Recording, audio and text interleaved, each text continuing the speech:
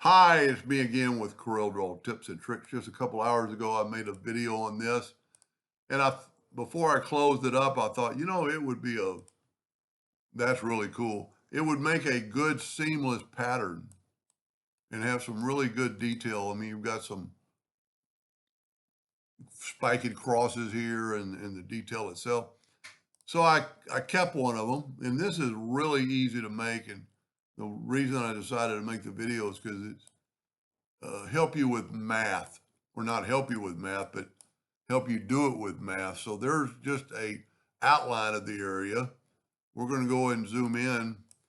And when we want this to work, we want it to be perfect. So we're going to take the parallel dimension tool and go from the outward node to the inward node, and we got 3.85. And there's all four directions. So I'm going to set my nudge factor on 3.85. I'm going to control D and make a duplicate of it and see how it matches up. Didn't hit control D. Control D, control D.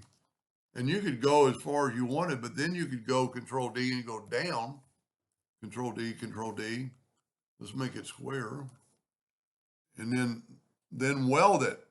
And let's just show you. See, here we have the crosshairs from the two items.